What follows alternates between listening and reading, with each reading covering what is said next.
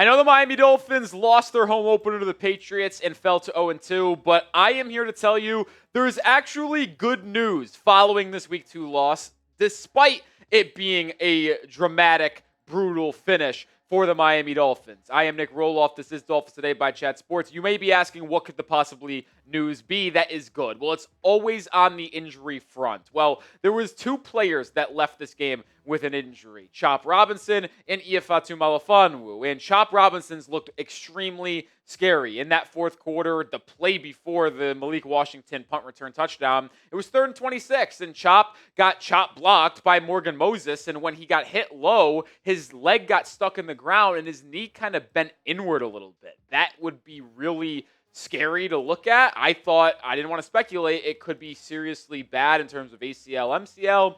But he ultimately returned to the game, and Mike McDaniel said post-game that there is no structural damage. So am I guaranteeing that Chop Robinson will be ready to play this upcoming game against the Bills on Thursday? No, I honestly think he might miss the game, but we'll see about the injury report. The point is he's not significantly hurt to where he would be out a full year and having a major reconstructive injury. That is the great news here. And Ifeatu Melifonwu also dealing with a calf injury. McDaniel said he'll need more time for an update on him. Likely we'll get that tomorrow. But not to be mean, but even if he does miss time, could it get worse in that secondary? Probably not. But this is why you subscribe to the channel, because win or lose, we're always here every night and every day to break down Dolphins football. We're putting out 2 videos every day, live every game and day after game. So subscribe to the channel and help us grow. Take away the good injury news on Chop Robinson. I think there is still good news out of this for Dolphins fans specifically. What could that be? Well, we're finally in the end game, folks. If you've watched Marvel, you guys get to understand the reference. Mike McDaniel and Grier should be gone very shortly. Like, I said it last weekend after the loss to the Colts that they should be fired. I said it, by the way, last December and last January that the two should be fired, but they're still here. I don't think that's going to be the case anymore. I think it's time. It's really going to happen. Like, you simply, as an owner who is, yes, I know a lot of people have issues with Ross. I get them. But he does spend money to try to make the team better. And he tries to make sure that the facilities are the tip-top facilities. The one thing that Ross is bad at is staying loyal to people who should not be in charge, a.k.a. Chris Grier, who's been the GM of this football team since 2016. No playoff wins to show for it. And Mike McDaniel, who got off to a hot start as the head coach for the Dolphins, but it has been abundantly clear over the past 2 years, really, the back half of 2023, last year, and then early this year. He is not fit to be a head coach in the National Football League. He is inept in terms of leading men. He is terrible at managing the clock, and he is terrible at making sure his team has the right procedures and has the right chain here. Too many times have we seen the Dolphins not get a play in on time, a legal shift, delay of game. That specifically cost Miami late in this fourth quarter as they were trying to mount a game-winning drive down by 3 and then down by 6. It is abundantly clear Mike McDaniel should be fired. And I truly do believe that if he gets blown out to the Bills, heck, if they lose to the Bills on Thursday night when they start 0-3, which, let's be real, they are going to lose, it's probably going to be a debacle. I believe that he will be fired on Friday. And I believe you should fire Chris Grier on Friday as well. Grier might need to go first. McDaniel is obviously to follow. The point remains, I truly do think that these two are likely not going to hold the positions they currently hold for a while. And I truly do believe that when we're sitting here in a month, in mid-October, they might be gone. Like, you just saw the quote that McDaniel had on screen. He's being asked consistently about his job security. And he consistently says, I don't worry about my job security because if he did, well, then he's taking away his focus from coaching the football team. Well, guess what, Mike? We want your focus to be away from the football team because you fucking suck at it. Excuse my language. I know I usually don't do that, but that's the type of state we're in. And I apologize to any children who might have heard that at home. But the point is this. He simply cannot be the leader. He cannot be the face of this franchise. Nor can the quarterback. And we'll talk more about that here in a second.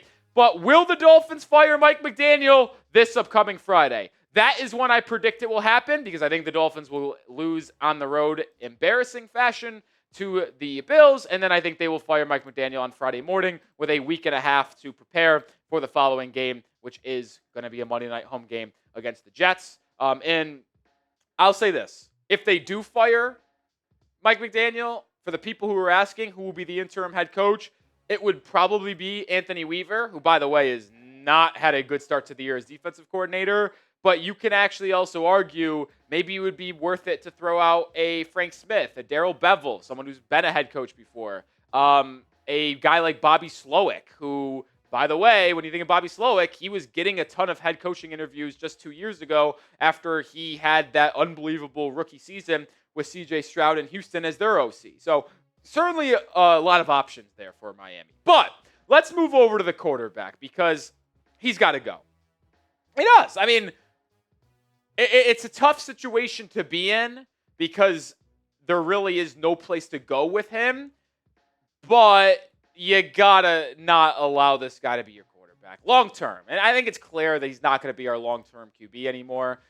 Despite having a good performance statistical-wise, where he had a really high completion percentage, threw for 300 plus, had 2 touchdowns, you watched him start off the game looking scared and making bad decision in that first drive, 3 and out. And then he put together a really solid game in the back half of quarter 1, the second quarter, the third quarter. But what happened when we got to quarter number 4? It's like he forgot how to play football. Like, what are we doing? Like, the procedural stuff can be blamed a lot on the coaching staff. I blame the coaching staff a lot. But you also have to blame your QB1 for not having the right communication, not being able to get everybody lined up correctly. Like, let's be real here. Down 6. They score a touchdown. Achane, okay, stepped out to 26. Heartbreaking battle of inches there where you lost. Well, let's get the fellas locked and loaded. We still have a job to do down 6 with a minute to go. What happens? False start, 1st and 15. Delay of game. Like, how in the actual F are you getting a delay of game after a false start? That is humanly impossible. I'm being serious.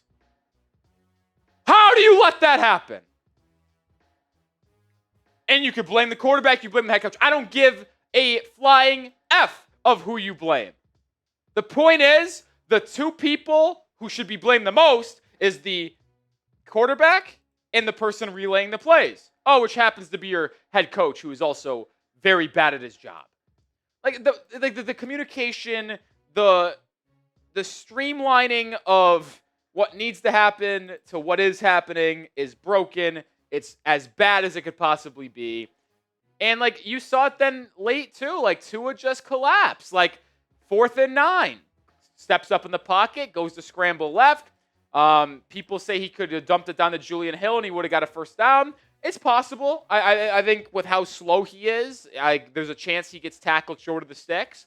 But what does Tua do? He forces it to Malik Washington. It's like it's basically throwing it to Marte Mapu for the New England Patriots. And then the following drive, you can blame a lot of the offensive line. He missed Tyreek Hill on 1st and 20. Would have been a first down, maybe a touchdown if he catches and turns around.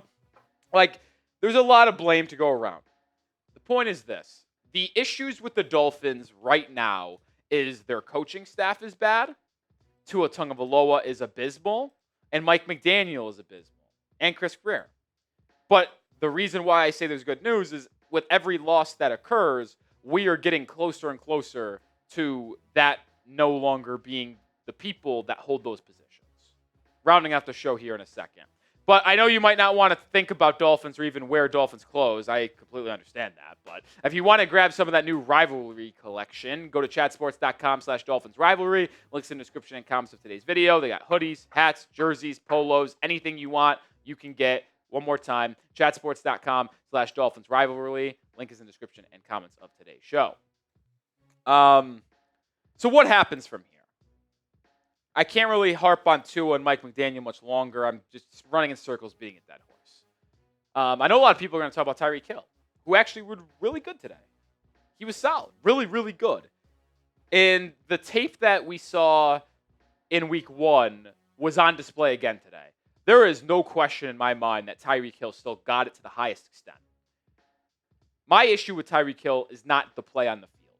It's his immaturity off the field and the constant headache that he brings. And he's still bringing one currently. I mean, he's still being accused, now it is all alleged at this point, by his ex-wife of domestic violence. So it's always been an issue off the field with him. But his play on the field will still help the Dolphins a ton here because he will be traded. If that domestic violence situation off the field gets cleared, gets like whatever you want to say. Once there is clarity there, we will have the ability to move forward with a potential Tyreek Hill trade. And the Dolphins will be sellers at the trade deadline. They will be 0-3 next weekend, and then there is no world where they are better than 3-5 at the trade deadline. And if you are a losing football team with how hard your schedule is in the back half of the year, you need to trade Tyreek Hill because he's not going to be on the roster next year. He's not going to be. We talk about this so much. Cap hit. He's getting cut after the year just based off pure financial standpoints. So what Miami needs to do, and I hate to be this bad negative man right now, but listen, this is where we're at in week 2, folks. You got to sell off everyone you can. You know, you have to fully tear it down. You have to get to the bare bones. I'm talking, we just bought a lot outside where we're digging. We're placing the groundwork. We just bought the yard like yesterday. That's what we have to do. Grier's got to go. We got to get a new GM, new coach, and what happens here is you just give yourself ammunition. Probably should trade Bradley Chubb at the trade deadline as well. Trade Tyreek Hill. Just load up on these 3rd, 4th, 5th round picks. And you just got to hope that you can infuse young talent into this team moving forward. You're probably stuck with Tua for next year because the dead cap situation is just too aggressive.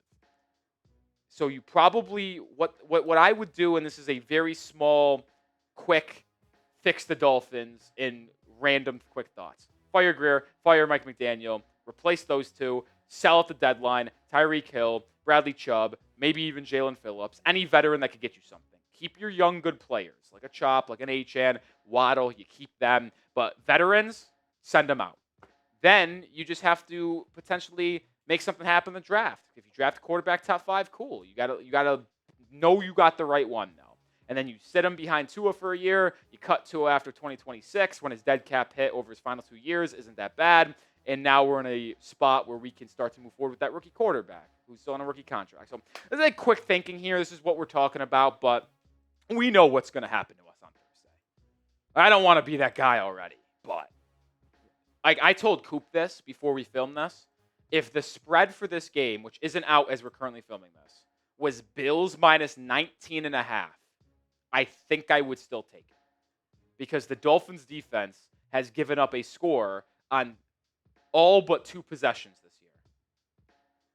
Against offenses that I don't think anyone think is going to be that good. Now, with that being said, we're filming this, and the Colts have put up 20 points on the Broncos, and it's halfway through the 3rd, and the Broncos have a top 5 defense in football, and they're driving as we're filming this. So maybe the Colts offense is just juggernaut.